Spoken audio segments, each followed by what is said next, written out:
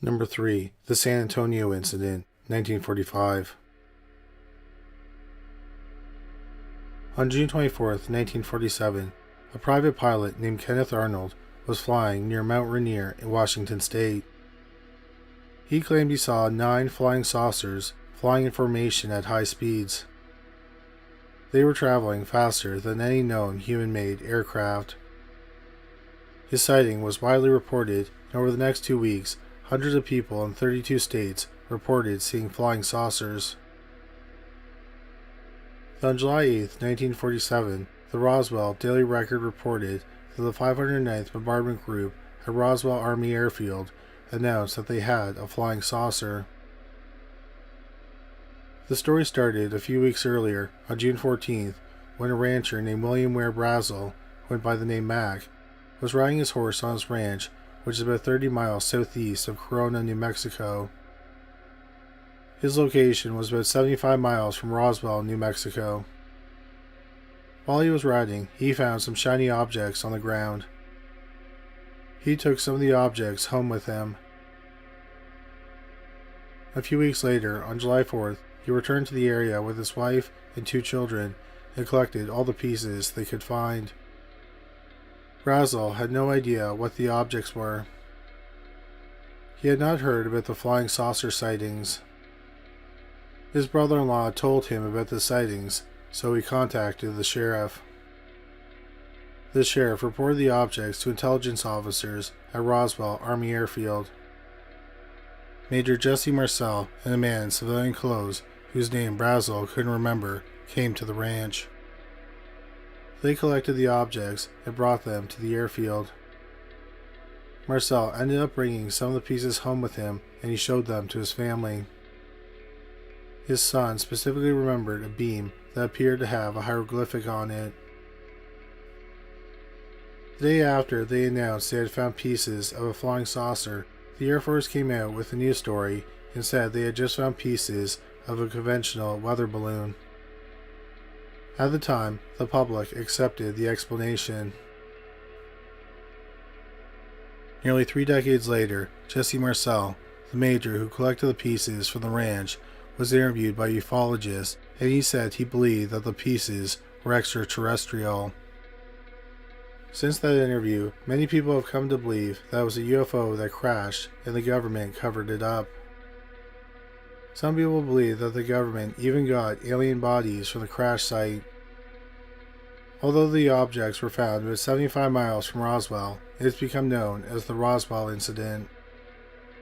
It's the most famous alleged UFO crash in history, but it may not have been the first.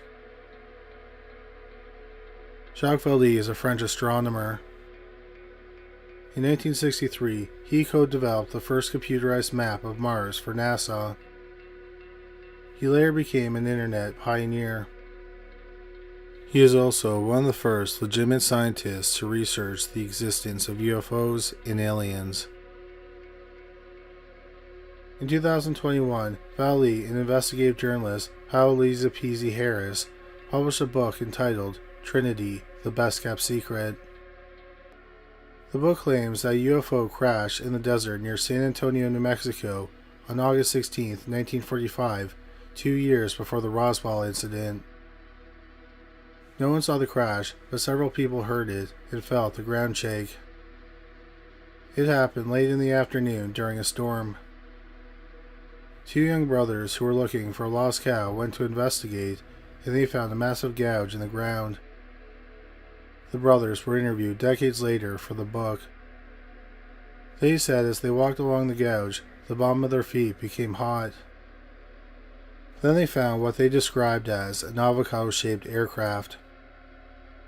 It was about 25 to 30 feet long and 14 feet high. It probably weighed several tons. The boys touched some of the material from the ship and it reminded them of aluminum foil. They said that through a hole in the craft, they saw little creatures sliding around. They said it was as if they willed themselves to move from one spot to another. They were light gray and had large heads with bulging eyes like a praying mantis. They were about 4 feet tall. They were thin and had very skinny arms. The boys said that they heard a high-pitched sound, and one of the boys said that pictures he couldn't explain entered his mind. He also said he immediately felt sad and depressed. For some reason, he got the sense that the beings were children, and he knew that they were hurt. At this point, it was getting dark, so the boys decided to go home. When they got home, they told their father about what they had found. Their father didn't believe them, so he made them stay at home the next day. 2 days after the discovery, the boys, their father, and a state police officer went to the crash site. Their father and the officer entered the UFO. They never said what they saw, but the boys sensed that what they saw changed them. They were not the same people when they left the UFO. A few days later, the boys saw military in the area. They put up fences around the crash site. They built a road, and several weeks later, they moved the unusual craft out of the area. Someone from the military talked to the boys and told them it was an experimental weather balloon. But they never believed that. They thought it was much too big for a weather balloon, and they were sure they saw creatures inside the craft. One thing that the authors noted was the site of the crash.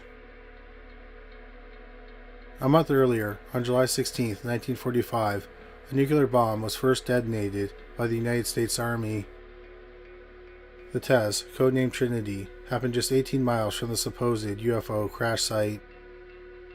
Ali and Harris believe that the nuclear bomb testing and the crash are connected. They said that the events happened too closely together, both in time and geography, that they can't be coincidences. They theorized that the nuclear explosion enticed the extraterrestrial visitors who possibly wanted to witness the dawn of our atomic age.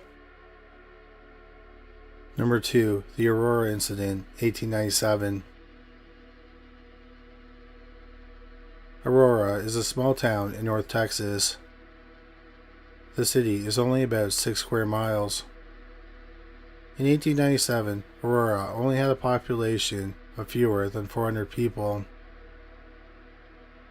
On the morning of April 19, 1897, about 50 years before the Roswell incident, an unusual story appeared in the Dallas Morning News about something that happened in the town. The article was written by S.E. Hayden. Hayden said that on April 17th, an airship flew over the city at speeds of about 10 to 12 miles per hour. The aircraft was heading north and eventually crashed into a windmill on the judge's property. It caused a huge explosion and sent shrapnel in all directions. Besides destroying the windmill, it also wrecked a water tank and the judge's flower garden. People rushed to the crash site. It turned out that there was a pilot in the aircraft. Hayden wrote that the figure was badly disfigured, but it was clear that the being was not from Earth. The pilot had papers on it, and hieroglyphics were written on the papers. Hayden speculated that they were his travel records. The townspeople examined debris from the ship. They did not recognize the metal, but they said it resembled a mixture of silver and aluminum. The town decided to give the pilot a proper Christian burial in the town cemetery. The pilot was buried a day after the crash. A grave marker was placed on the grave. But over the years, the marker was removed. However, to this day, the grave still attracts a lot of attention. People from all over visit and leave gifts like keychains and electronics. Also, in the decades since the crash, the supposed alien has been given the name Ned. However, not everyone believes an alien crashed their ship in the small Texas town. In 1980, Time magazine published an interview with a townsperson who said that the alien crash was a hoax. She said that S.E. Hayden wrote the article to draw interest to the town. Aurora was dying because the railroad bypassed them. Over the past 124 years, many people have investigated to see if an alien piloting an aircraft really did crash in Aurora. No one has ever found any evidence to prove that it did happen, but no one has found any evidence to disprove it either. One solution would be to exhume Ned's body, but there's a problem with that. Since it was given a Christian burial, it can only legally be exhumed if the authorities get permission from the next of kin, which seems unlikely. People have tried to figure out what is buried in the grave by other means. This includes using ground-penetrating radar. They have confirmed that something is buried there, but they just couldn't determine if it was from Earth or if it's something otherworldly. Today, Aurora is a tourist spot for alien and UFO enthusiasts. Number 1. The Cape Girardeau Incident, 1941. Cape Girardeau is on the banks of the Mississippi River in eastern Missouri. On the other side of the river is Illinois. April 12, 1941, the pastor at one of the Baptist churches, Reverend William Huffman, was called by someone from the sheriff's department.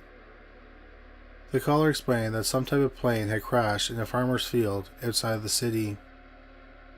The caller said that Huffman needed to come out and give the last rites to the dying victims. A short time later, a man driving a dark sedan picked him up. He drove him 10 to 15 miles out of the city. They came upon a wooded area where several emergency vehicles were parked on the side of the road. Huffman's escort parked the car and they made their way into the woods. They walked about a quarter of a mile and arrived in a field. The area was swarming with police officers, firefighters, and what Huffman believed were FBI agents. Huffman was shocked when he saw the aircraft. He was expecting a plane, but it was a metallic, dish-shaped object. The aircraft was smooth and didn't appear to have any seams on it. There was a large hole in the side of it. He got a look inside, and there were control panels, gauges, and dials.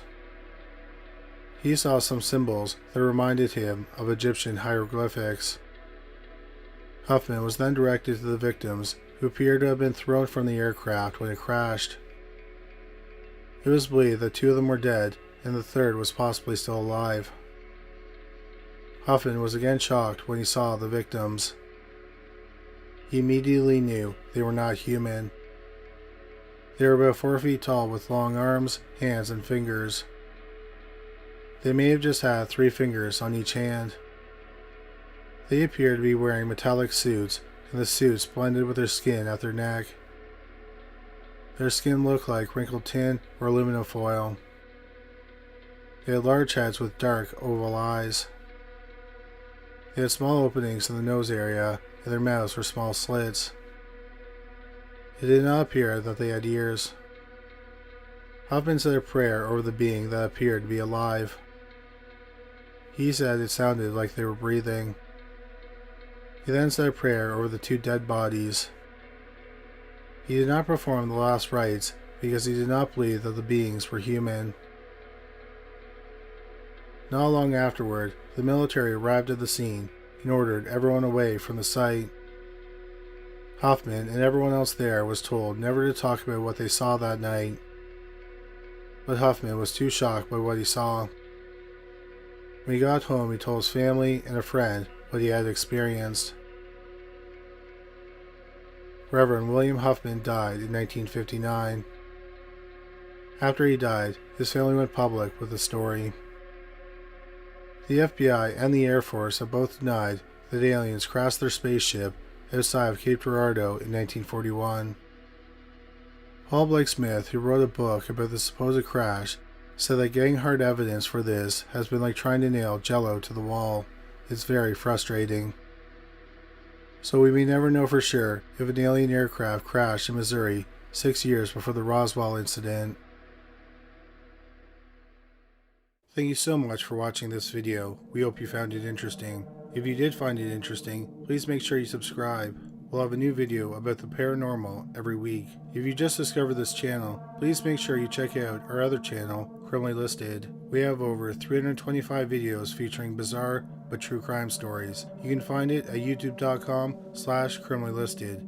We also have a podcast about cold cases that were eventually solved called Criminally Listed Presents Into the Killing. You can find it on Stitcher, Spotify, Amazon Music, and anywhere you find great podcasts. But that's all for today. Thanks again for watching.